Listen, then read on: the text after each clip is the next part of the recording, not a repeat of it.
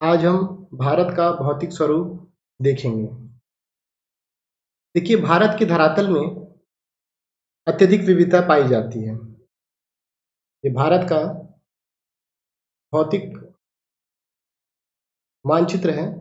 जैसा कि आप देखेंगे कि हमारे देश में बहुत सी विविधता पाई जाती है। कहीं पर पर्वत है, कहीं मैदानी भाग है, तो कहीं पे नदियाँ हैं, तो कहीं पठार हैं, तो कहीं पे रेगिस्तान है। भारत के जो संपूर्ण क्षेत्रफल है, उसका 10.7% भाग पर्वतीय भाग है, 18.6% भाग पहाड़ी भाग है, 27.7% भाग पठारी क्षेत्र है और 43% भाग मैदानी क्षेत्र है। तो भारत का जो भौतिक स्वरूप है, अगर हम ये भारत का मानचित्र देखते हैं, तो उत्तर की तरफ हम देखेंगे तो ये एक विशाल पर्वतमाला जिसे हिमालय कहते हैं, यह स्थित है। उसके बाद हम देखेंगे उत्तर भारत का विशाल मैदान, जो कि नदियों के हिसाब से अगर हम देखें तो ये एरिया सतलुज गंगा क्षेत्र कहलाता है, जिसमें ये नदियां प्रवाहित करती हैं और मैदान का निर्माण करती हैं। ये एरिया जो आसाम से ब्रह्मपुत्र नदी बहती है, यहाँ पे मैदानी क्षेत्र का निर्माण करती है। गंगा जो उत्तराखंड से निकलती है और पश्चिम बंगाल से होते हुए बंगाल की खाड़ी में जाती है, वो मैदानी क्षेत्र का निर्माण करती है। और ये सतलुज की नदियाँ पंजाब, हरियाणा में मैदानी क्षेत्रों का निर्माण करती हैं। उसके बाद हम पढ़ेंगे प्रायद्वीपीय पठार। देखिए, प्रायद्वीपीय पठार ये हैं, जो दक्षिण का पठार है वो प्रायद्वीप पठार कहलाता है और ये पर्वत की अपेक्षा उतने ऊंचे नहीं होते। लगभग इनकी ऊंचाई 1000 मीटर तक होती है। उसके बाद भारत के तटीय क्षेत्र, आप जानते हैं कि भारत का निचला हिस्सा समुद्र से घिरा हुआ है, इसीलिए तीन तरफ से घिरे होने के कारण इसे प्रायद्वीपीय प्रदेश भी कहते हैं। और यहाँ के जो पठार होते हैं वो प्रायद्वीपीय पठार कहलाते हैं। और ये जो हिस्सा है ये तटीय मैदान कहलाता है। इसके पूर्व का मैदान पूर्वी तटीय मैदान और पश्चिम का पश्चिमी तटीय मैदान कहलाता है। भारत के द्वीप समूह हैं, ये लक्षद्वीप है, ये हिस्सा अंडमान निकोबार द्वीप है।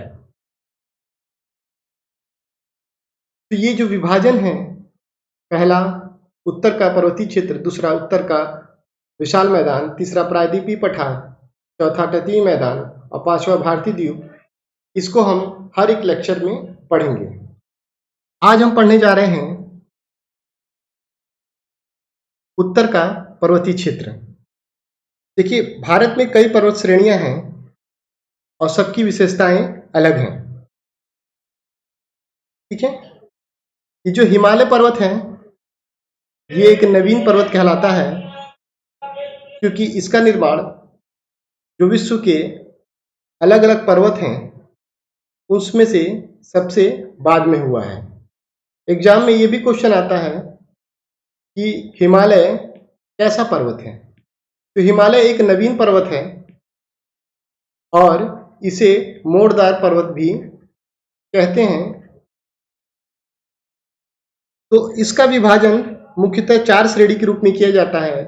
एक है ट्रांस हिमालय, दूसरा है बृहद या आंतरिक हिमालय, तीसरा है लघु या मध्य हिमालय और चौथा है शिवालिक हिमालय।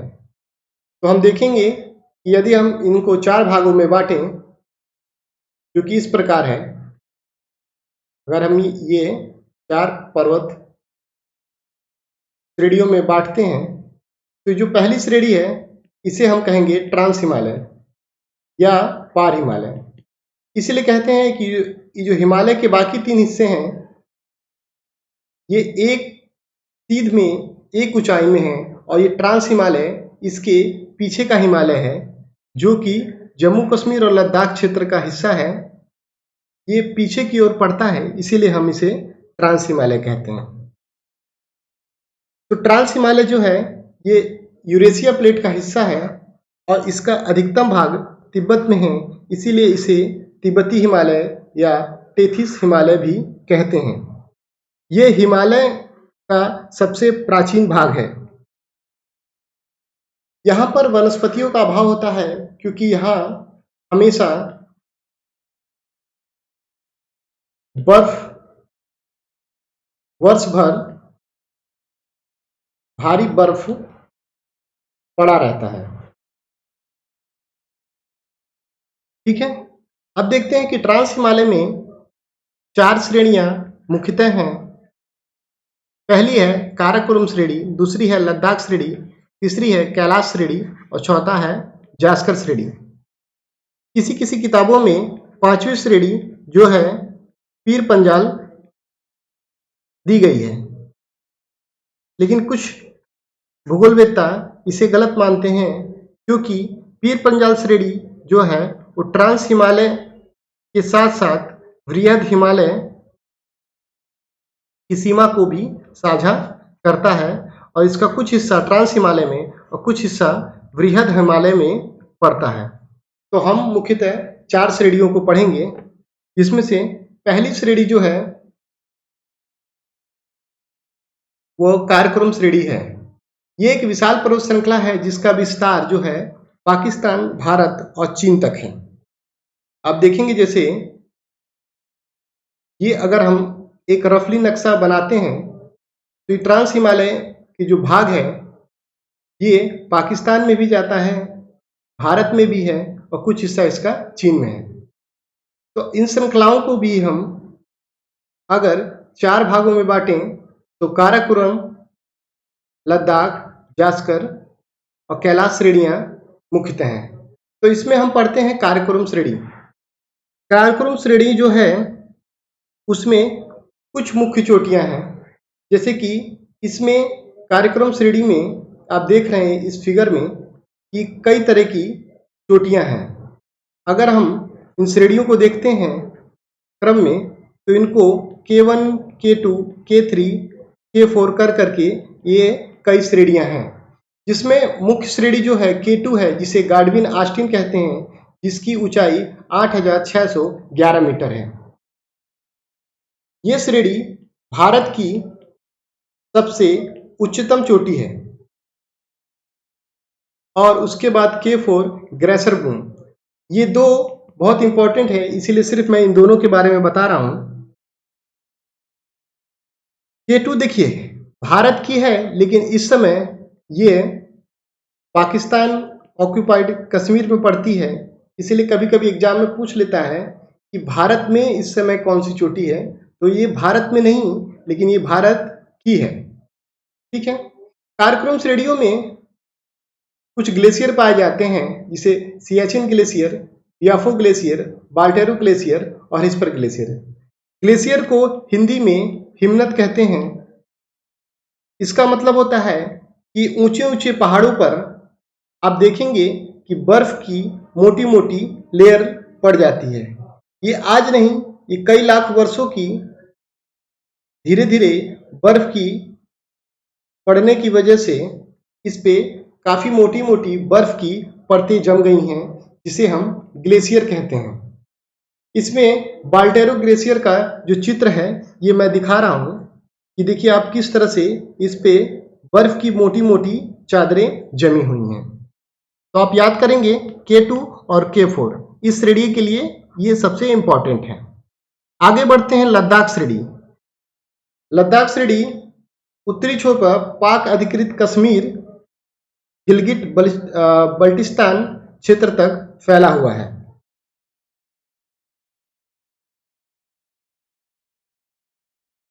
आप देखेंगे कि विश्व की सबसे बड़ी ढाल वाली चोटी राकापोसी लद्दाख में स्थित है।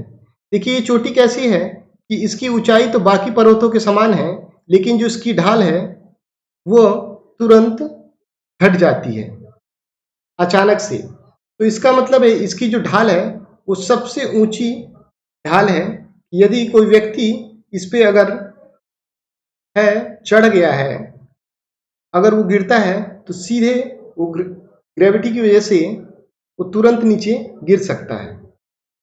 इसका मतलब ये नहीं कि आप वहां पे जाइए, ये मैं कह रहा हूं कि इसकी जो ढाल है वो काफी सीधी है, खड़ी ढाल है। देखिए ये सिंधु नदी और श्योक नदी की घाटियों के बीच है।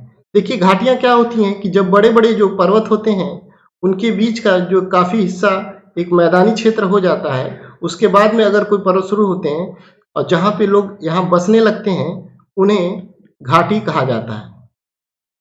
तो ये लद्दाख श्रेणी जो है, ये इसके बीच में एक शहर भी है जिसे लद्दाख की राजधानी है, इसी पर्वतमाला में स्थित है। ठीक है, तो सिंधु नदी और श्योक नदी की घाटियों के बीच स्थित है। तो देखिए एक तरफ यहाँ पे सिंधु नदी बहती है और दूसरी तरफ श्योक नदी बहती है, इसी का वर्णन इसमें किया गया है। तो आप देख रहे हैं ये श्योक नदी का चित्र है। ये काफी सुंदर नदी है और ये अपने नीले रंग के पानी, इसका जो प्रतिबिंब दिखता है नीला दिखता है, इसलिए प्रसिद्ध है और पर्यटन के लिए यहाँ पे काफी लोग आते हैं।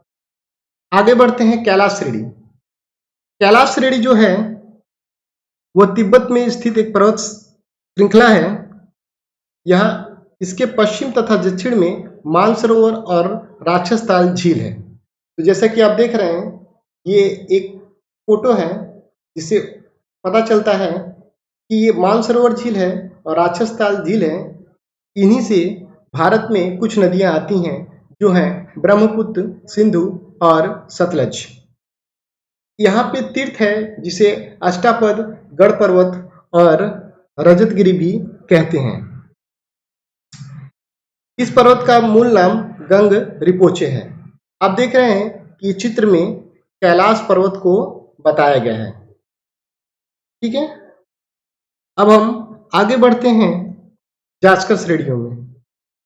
जास्कर पर्वतमाला या पर्वत रेंज जम्मू और कश्मीर और लद्दाख के भारतीय क्षेत्रों में एक पर्वत श्रृंखला है जो जास्कर को लद्दाख से अलग करती है।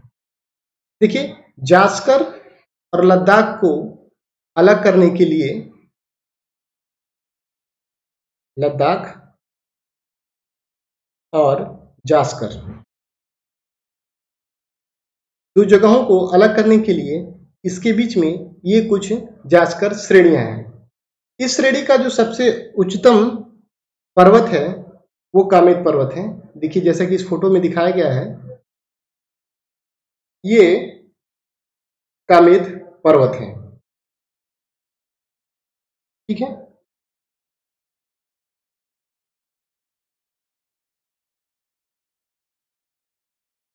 अब हम देखते हैं बृहद हिमालय।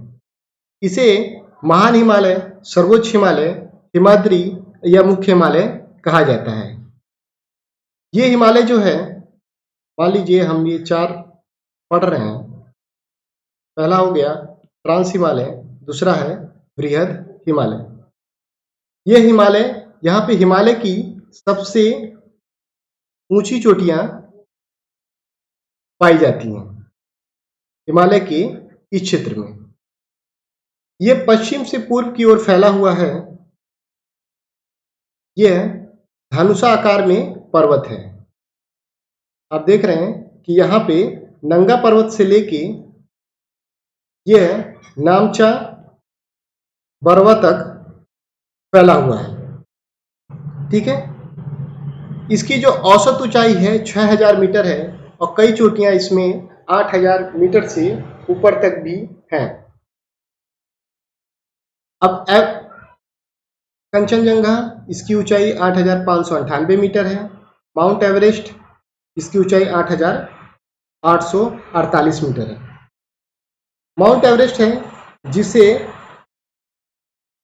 तिब्बती भाषा में चोमो लुग्मा कहा जाता है। इसमें अनेक हिमनद हैं जो कि कुमायूं हिमालय में आता है। कुमायूं हिमालय हम प्रादेशिक विभाजन में पढ़ेंगे। अभी आप यहाँ जान लीजिए कि यहाँ पे इसी बृहद हिमालय की श्रेणियों में गंगोत्री, जहाँ से गंगा निकलती है, यहीं पर स्थित है। यहाँ पे हिमनद की जो लंबाई है, मान लीजिए ये पहाड़ है, इस पे बर्फ गिरी हुई है, इनकी लंबाई 3 से 5 किलोमीटर तक है। इस पर्वत श्रृंखला में अनेक दर्रे हैं। उन दर्रों को हम दर्रे के अध्याय में पढ़ेंगे। दर्रा क्या होता है? किसी पहाड़ के बीच में एक पतला सकरा रास्ता ही दर्रा कहलाता है।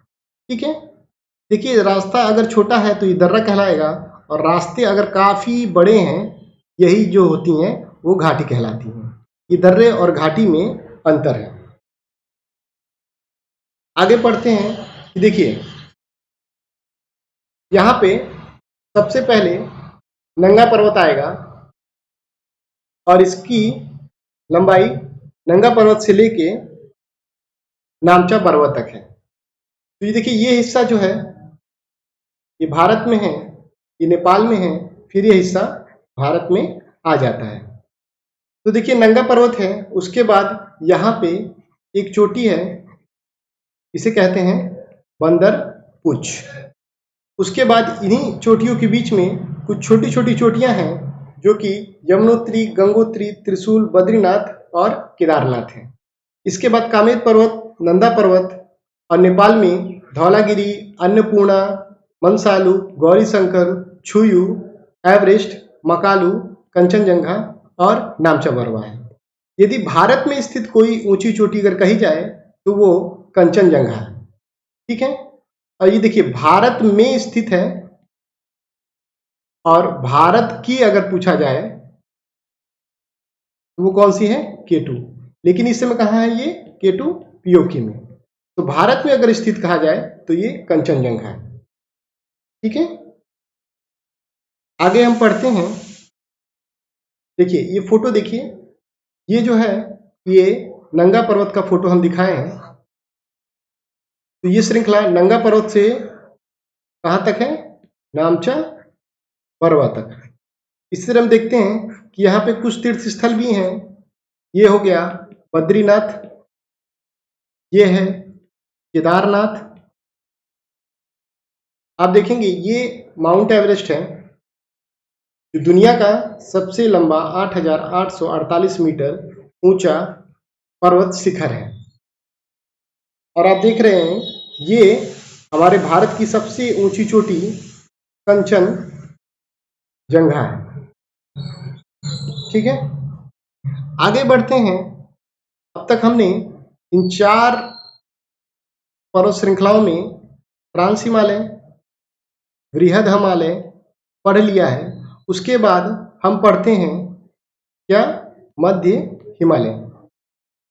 ठीक है, देखिए मध्य हिमालय जो है ये सबसे अधिक पर्यटन का क्षेत्र है, जहाँ लोग जाते हैं। इसकी जो औसत ऊंचाई है वो 1800 मीटर से लेके 3000 मीटर तक है, और इसकी चौड़ाई 80 से 100 किलोमीटर तक की है। देखिए इसी के पास मसूरी, नैनीताल, रानीखेत, डलहौजी, शिमला, कुल्लू, मनाली ये पर्यटन स्थल हैं। देखिए इनके ढालों पर छोटे छोटे घास के मैदान होते हैं, जिन्हें कश्मीर में मर्ग, जैसे कि एक जगह है गुलमर्ग और सोनमर्ग, और उत्तराखंड में बुग्याल और कयार कहते हैं। यहाँ पे जो प्रमुख घाटी हैं वो हैं कश्मीर घाटी, कुल्लू घाटी और कांगड़ा घाटी, और काठमांडू भी, जो कि नेपाल की राजधानी है, इसी पर्वत श्रृंखला में स्थित है। आगे हम देखते हैं, ये देखिए ये चित्र है मसूरी का, बहुत ही प्यारा दृश्य यहाँ देखने को मिलता है। पर्यटन का बहुत अच्छा क्षेत्र है। ये है शिमला, जो हिमाचल प्रदेश की राजधानी है। आप देखते हैं ये नैनीताल, पर्यटन का कितना अच्छा स्थल है। आप ये देखिए, ये है सोनमर्ग,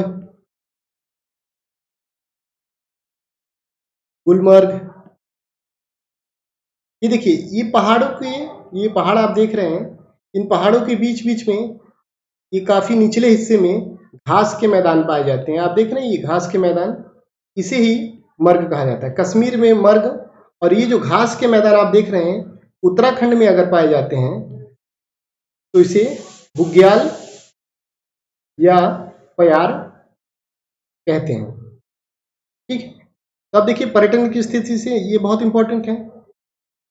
अब इन 4 हिमालय श्रेणियां जो हम बार बार याद दिला रहे हैं, जिसे आपको याद आ जाए, ट्रांस, बृहद, लघु, उसके बाद में जो सबसे निचला श्रेणी है उसे शिवालिक की श्रेणियां कहते हैं। यहाँ बहुत ही छोटे छोटे पर्वत पाए जाते हैं। इसे उप हिमालय या वाय हिमालय कहते हैं, क्योंकि ये आउटर साइड में पड़ता है। और ये देखिए, आउटर साइड में पड़ने के बावजूद ये सुलेमान पर्वत से लेके ये पूर्व की ओर जाता है और ये अरुणाचल प्रदेश में होते हुए ये नीचे आता है और यहाँ पर अराकान पर्वत से मिलकर ये अंडमान निकोबार द्वीप तक फैला हुआ है। ठीक है, इसकी जो चौड़ाई है, इसकी चौड़ाई जो है वो 15 किलोमीटर से लेके 50 किलोमीटर तक है। शिवालिक की पहाड़ियों में देखिए, अरुणाचल प्रदेश, अगर ये आप अरुणाचल प्रदेश देखते हैं तो इसमें 4 मुख्य पहाड़ी हैं, डाफला, अबोर, मीरी और मिसमी। देखिए, आप 4 याद कर लीजिए, बहुत इंपॉर्टेंट है। एग्जाम में कभी कभी पूछता है कि शिवालिक की पहाड़ियों में अरुणाचल प्रदेश में कौन से पहाड़ स्थित हैं। ये हो गया डाफला, अबोर, मीरी और मिसमी। अब देखिए क्या है, देखिए शिवालिक की पहाड़ियां जो हैं, अगर आप देखते हैं तो इसमें कुछ मुख्य मुख्य घाटी हैं। ठीक है, इन घाटियों से एग्जाम में पूछता है कि मान लीजिए, देखिए मैं नीचे बना दे रहा हूं कि अगर ये कोई पर्वत है, इसका जो पिछला हिस्सा जिसे पश्चिमी हिस्सा कहते हैं, इसे दून कहते हैं। क्या कहते हैं? दून। और ये पूर्वी हिस्सा है, इसी पूर्वी हिस्से को कहते हैं, इन पूर्वी हिस्से की जो घाटी है उसे कहते हैं द्वार। तो आप देखेंगे कि आपने सुना होगा देहरादून और हरिद्वार, ये काफी पर्यटन स्थल हैं जो बहुत इंपॉर्टेंट है, एग्जाम में पूछा जाता है। तो शिवालिक और मध्य हिमालय के बीच अनेक घाटियां हैं, जिसमें से पश्चिमी हिस्सा दून और पूर्वी हिस्सा द्वार कहलाता है। ठीक है, और आप देखेंगे ये सुलेमान पर्वत से लेके अरुणाचल प्रदेश के होते हुए ये अराकान पर्वत से मिलकर और कहाँ पे, अंडमान निकोबार द्वीप तक जाता है। तो देखिए, हम आगे पढ़ाएंगे, जब द्वीप पढ़ाएंगे, कि अंडमान निकोबार द्वीप भी हिमालय का निचला हिस्सा है। देखिए, और ये कुछ हिस्से इसके पानी में यहाँ दबे हुए हैं और उसके बाद इसका फिर एक उभार यहाँ देखने को मिलता है। ठीक है, तो देखिए, अब रुकिए मैं आपको दिखाता हूँ कि देखिए, हमने ये 4 श्रेणियां पढ़ ली हैं। कौन कौन सी? ट्रांस हिमालय, बृहद हिमालय, और कौन सा हो गया, लघु हिमालय, और ये हो गया शिवालिक हिमालय। तो देखिए, अगर ये पूछा जाता है कि ट्रांस हिमालय और बृहद हिमालय को कौन सी एक लाइन है जो इनको अलग कहती है, इसे कहते हैं सचर जोन। क्या कहते हैं? Suture zone. सचर जोन या हिंज जोन, या नीचे लिख दे रहा हूं हिंज जोन। और बृहद हिमालय और लघु हिमालय के बीच में अगर कोई लाइन इसको अलग करती है, उसे कहते हैं मेन सेंट्रल थ्रस्ट। ठीक है, अब इसे नोट डाउन कर लीजिए, मैंने इसको स्लाइड में नहीं डाला है, लेकिन ये एग्जाम में पूछता है। और लघु हिमालय और शिवालिक हिमालय के बीच में अगर इसको कोई लाइन अलग करती है उसे कहते हैं मेन सीमांत रेखा। रेखा क्या, रेखा कह सकते हैं, कर्रा कह सकते हैं। अब देखिए, हमने हिमालय का विभाजन देख लिया, ट्रांस, वृहत, लघु और शिवालिक। लेकिन अगर हम भारत का नक्शा देखते हैं, अगर इनको नदियों के हिसाब से विभाजित किया जाए तो ये कितने भागों में बटेंगी। तो सर सिडनी बुराई थे, उन्होंने ही सर्वप्रथम पश्चिम से पूर्व की ओर, पूर्व से पश्चिम की ओर हिमालय को 4 प्रादेशिक भागों में बांटा। वो कौन कौन से थे? पंजाब हिमालय, कुमायूं हिमालय, नेपाल हिमालय और असम हिमालय। उन्होंने इसको किस तरह से बांटा? तो देखिए, भारत है, मान लीजिए नक्शे में नहीं दिख रहा है, लेकिन हम बता रहे हैं कि एक तरफ इधर जाती है सिंधु नदी, इधर जाती है सतलज नदी। तो सतलज नदी और सिंधु नदी के बीच में जो हिमालय पड़ा उसे कहा गया क्या? पंजाब हिमालय। और सतलज नदी और काली नदी, ये देख रहे हैं काली नदी, ये नेपाल से होते हुए ये भारत में प्रवेश करती है। इसके बीच के जो हिमालय है उसे कहा गया कुमायूं हिमालय। ठीक है। और ये काली नदी से लेके जो तीस्ता नदी है इसके बीच के क्षेत्र को कहा गया नेपाल हिमालय। और तीस्ता से ब्रह्मपुत्र के बीच का जो क्षेत्र कहा गया उसे कहा गया असम हिमालय। ठीक है। तो ये प्रादेशिक विभाजन है। एग्जाम में पूछ लेता है प्रादेशिक विभाजन किसने किया, तो आप कहेंगे सर सिडनी बुराई ने किया था। किस आधार पे किया था? प्रादेशिक किया था, नदियों के आधार पे किया था। कितने भागों में बांटा था? 4 भागों में बांटा था, पंजाब, कुमायूं, नेपाल और असम। आगे हम पढ़ते हैं पंजाब हिमालय। तो देखिए, ये जो ऊपर का क्षेत्र है ना, आप भारत के नक्शे में देख रहे हैं, ये ऊपर का जो क्षेत्र है ये सिंधु नदी और सतलज नदी के बीच का क्षेत्र है। यह काफी कम दूरी का क्षेत्र है। इसकी लंबाई लगभग 56 किलोमीटर तक की है। ठीक है। और ये कश्मीर में पड़ता है। इसकी लंबाई 560 किलोमीटर है, सॉरी 556 किलोमीटर नहीं, 560 किलोमीटर है। इस भाग की मुख्य पर्वत श्रेणियां जो हैं वो काराकोरम श्रेणी, पीर पंजाल श्रेणी, धौलाधार श्रेणी, लद्दाख श्रेणी और जास्कर श्रेणी। ठीक है। यहाँ की जो मिट्टी होती हैं वो थोड़ी चिकनी चट्टानी मिट्टी होती है। तो देखिए, मिट्टी के बारे में हम पूरा डिस्कशन मिट्टी की क्लास में करेंगे। तो यहाँ आप जान लीजिए कि अगर पूछता है कि पंजाब हिमालय की मिट्टी कैसी है, तो इसकी मिट्टी है चिकनी चट्टानी मिट्टी होती है। यहाँ पे अनेक सी झील भी हैं, तो इसके लिए हम झील के चैप्टर में पढ़ेंगे। और यहाँ की जो सबसे ऊंची चोटी है, आप जानते हैं कि नंगा पर्वत 8128 मीटर है। आपने जिसे पढ़ा था, नंगा पर्वत से लेके कहाँ तक? नामचा बरवा तक।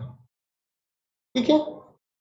आगे हम बढ़ते हैं और जानते हैं ये कुमायूं हिमालय की तरफ। तो ये कुमायूं हिमालय है, देखिए हमने ये जाना पंजाब हिमालय, और पंजाब हिमालय, और ये जो हो गया सतलज नदी। कौन सी नदी? सतलज नदी लेके ये काली नदी का जो क्षेत्र है, इसके जो बीच का क्षेत्र कहा गया ये हिमालय को, इसे कहा गया कुमायूं हिमालय। ठीक है। ये कुमायूं हिमालय है। इसका जो पश्चिमी भाग है वो गढ़वाल हिमालय कहलाता है, और पूर्वी भाग कुमायूं हिमालय कहलाता है। यहाँ पश्चिमी ये गढ़वाल हिमालय है, और ये जो पूर्वी हिस्सा है ये कुमायूं हिमालय कहलाता है। यहाँ की जो सबसे ऊंची चोटी है नंदा देवी 7817 मीटर है, यहाँ की सर्वोच्च चोटी है। ठीक है। अब इसी कुमायूं हिमालय में ही हम देखेंगे कि गंगा यमुना का उद्गम स्थल है। तो गंगा कहाँ से निकलती है, हम नदी में पढ़ेंगे। ये गंगोत्री से निकलती है, अभी के लिए इतना जान लीजिए। यमुना जो है यो यमुनोत्री हिमनद से निकलती है। ठीक है, आगे हम पढ़ेंगे नेपाल हिमालय। तो यहां हमने देखा कौन सा, पंजाब हिमालय, उसके बाद हुमायूं हिमालय, उसके बाद ये काली नदी, अगर इसको नदी को हम देखें, काली नदी और ये तीस्ता नदी, इसके जो बीच का हिमालय है, ये हिमालय क्या कहलाता है, नेपाल हिमालय। ठीक है, यह नेपाल हिमालय काफी लंबा है क्योंकि ये पूरा हिस्सा नेपाल में पड़ता है। इसका विस्तार 800 किलोमीटर तक है। कितना है, 800 किलोमीटर है, इसलिए इसे नेपाल हिमालय कहते हैं। और काठमांडू यहाँ की सबसे प्रसिद्ध घाटी है। आप जानते हैं ना, घाटी में बताया था कि दो पर्वतों के बीच का वह हिस्सा जहाँ पे काफी प्लेन हिस्सा आ जाता है नीचे की तरफ, उसे क्या कहते हैं, घाटी। इन्हीं घाटियों में लोग अक्सर, अगर पहाड़ों पे किसी को रहना हो तो पहाड़ पे तो कोई रहेगा नहीं, तो ये घाटियों में रहते हैं। तो यहाँ की सबसे प्रसिद्ध घाटी कौन सी है, काठमांडू। इसी के बीच में आपको क्या मिलेगा, एवरेस्ट मिलेगा। ठीक है, आगे हम बढ़ते हैं, ये है आसाम हिमालय। तो बार बार मैं आपको रिवीजन कराऊंगा। पहला कौन सा है, पंजाब हिमालय, दूसरा कौन सा है, हुमायूं हिमालय, तीसरा कौन सा है, नेपाल हिमालय, और चौथा आता है आपको तीस्ता और ब्रह्मपुत्र के बीच का क्षेत्र, असम हिमालय। ठीक है, असम हिमालय तीस्ता नदी और ब्रह्मपुत्र के बीच का क्षेत्र है। यह 750 किलोमीटर का लंबा क्षेत्र है। ठीक है, असम हिमालय की सबसे महत्वपूर्ण चोटियां कौन सी हैं, एक है नामचा बरुआ 7782, जो हम ये हिमालय पढ़ रहे थे, कहाँ से, नंगा पर्वत से लेके धनुषाकार और कहाँ तक था, नामचा बरुआ तक था। कूला कागड़ी 7538, जोमो लहरी 7326। ठीक है, अब देखिए हिमालय का हमने पर्वत श्रेणी को पढ़ लिया है, 4 श्रेणियां और प्रादेशिक विभाजन के हिसाब से। अब हिमालय का चैप्टर लगभग कंप्लीट हो गया है, इसमें सारी चीजें हो गई हैं। इसमें कुछ पहाड़ियां बची हैं, उसको हम पहाड़ी की क्लास में, और कुछ दर्रे बचे हैं, उसे दर्रे की क्लास में पढ़ाएंगे। तो ये जो भारत है, इसका विभाजन जो हुआ है, उसका उत्तर का विशाल पर्वत क्षेत्र, इसको डिस्कस कर लिया है। अगली क्लास में हम उत्तर का विशाल मैदान पढ़ेंगे। ठीक है, तो ये क्लास आपको कैसी लगी, कमेंट करके बताइए। कोई क्वेरी हो तो कमेंट करके बताइए। चैनल को लाइक करें, सब्सक्राइब करें और शेयर करें। तब तक के लिए जय हिंद, नमस्कार।